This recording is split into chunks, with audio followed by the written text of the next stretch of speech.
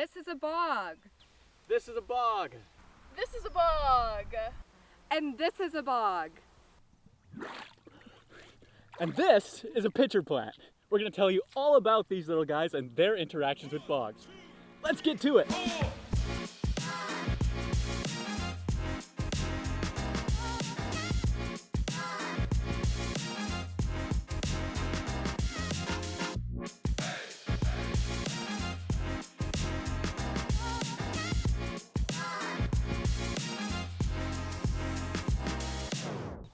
Bogs are super cool ecosystems. I mean, come on, look at this place.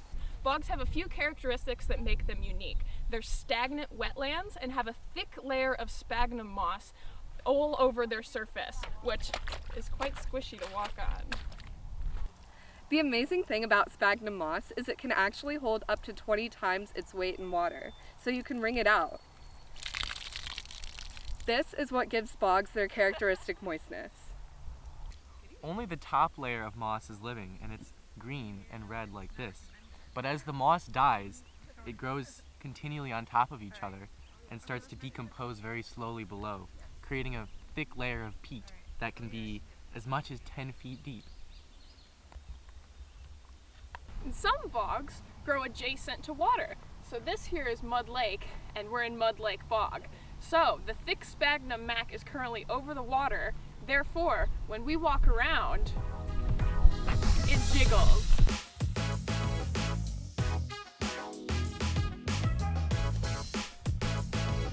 Oh.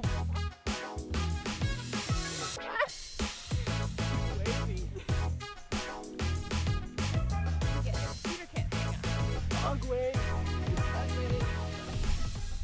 Bogs are also very acidic and lack dissolved oxygen and normal levels of nutrients. So that brings us to these guys, pitcher plants. Right here we have a whole mat of them, and they've adapted to the low nutrients and high pH of this area by being carnivorous, meaning they get all of their nutrients and their food from eating other things. So when it rains, these pitchers of the pitcher's plants fills up with water, and then at the very tip here we have these hairs that are pointed downwards. These hairs are called trichomes, and the reason they're pointed down is so when an insect lands, they can only walk down into the bottom. They can't get back up. And when they're forced down to the bottom, they fall into where that water is, and there's a bunch of digestive enzymes that digest the insect. So once those bugs are digested in here, completely digested and broken down, that's when the plant can actually absorb the nutrients which it needs to grow. So let's take a look inside and actually see if there's any bugs or insects in there. So I'm just gonna cut this guy open. This pen. We're gonna see what we got. Oh, there we go. That's a big guy. So I'll bring it out. We've got this big old beetle right here that plant was taking down. So that's gonna feed that plant for a long time. And besides that, there's a little larva and a bunch of broken down moth wings. That's a pretty cool plant. We think pitcher plants are really, really cool, and we hope we convince you they're really cool too. But all this talk of bogs and pitcher plants got me thinking, why do some locations have a lot of pitcher plants while others only have a few?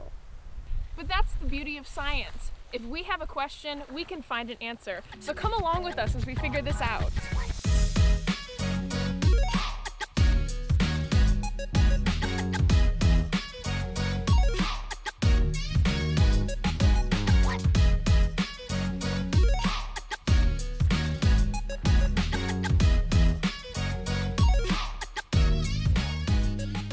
But how are we going to test all of this?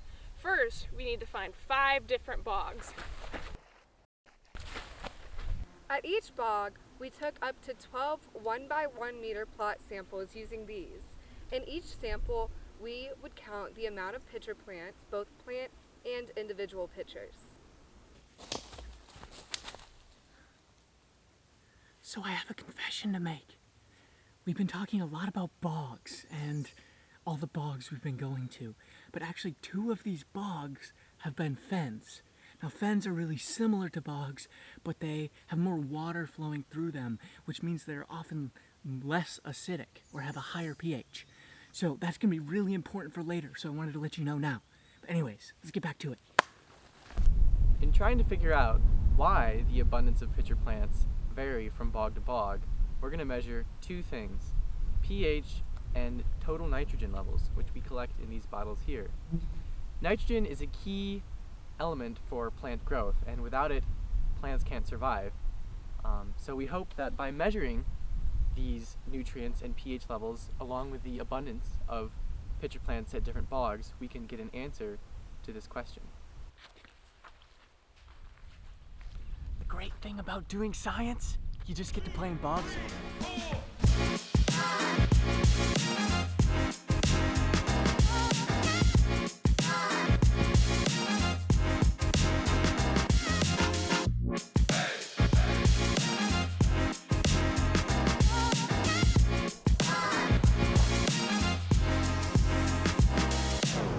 As much as we love bogs, we've got to get this data back to the lab. So let's go! So right now we're testing the pH in each of the water samples that we collected from the bogs today, and we'll see how they compare across bogs and within the plots of the bogs.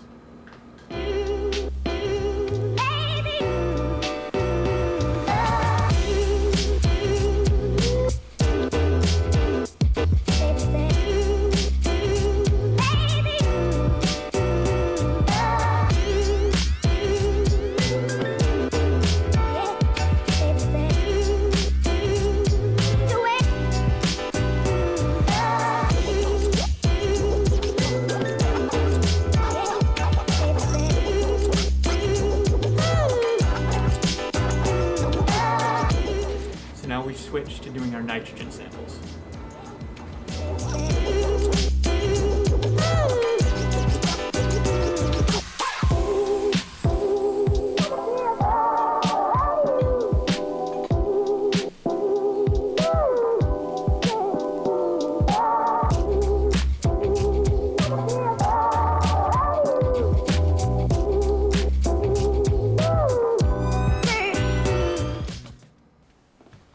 So we just finished analyzing our data and actually found some pretty interesting stuff. Sit tight and we'll tell you what we found. So let's start by talking about pH. So if you remember, at each plot, at each bog, we took a water sample and then we analyzed that sample to see what the pH level of it was. But also in each plot we looked at the number of pitcher plants there were and the number of pitchers per plant that there were. And what we saw was actually really cool. While there was no correlation between the number of plants and the pH level, we did see a correlation between the pH level and the number of pitchers per plant. So that's where my comment about how two of our bogs are not really bogs, actually classified as fens, really comes into play.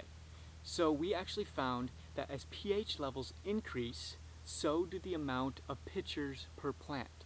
So in these fen ecosystems, where the pH is higher and the water is thus less acidic, we actually saw that the pitcher plants had more pitchers. But what does this all actually mean? Well, our findings bring up a lot more questions. Like, if pitcher plants are seemingly healthy, thriving, and abundant in low acidity wetlands, why don't we see them across all different types of wetlands? Why do we primarily associate pitcher plants with bogs? Does it have to do with competition or available nutrients in the soil and water? Additionally, what does number of pitchers per plant indicate about the health of the plant? Do plants with more pitchers tend to be more healthier, or is it some type of competitive advantage? These are all questions that we think deserve further study. So let's talk about what we found with our nitrogen samples. It turns out we found nothing. The fancy machine that figures out how much nitrogen is in each of our samples had an issue with the calibration curve. But fortunately, science is about moving on and adapting. We just won't be able to have the results in this video. Although we have a lot more questions now, we can certainly go out and find the answers to those.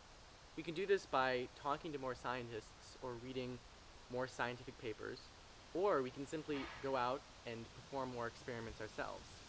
And certainly, we've all learned a lot through this process. Thanks for joining us on this scientific adventure. We hope that you can get out, Be curious. And find your own answers to the world around you. Until next time.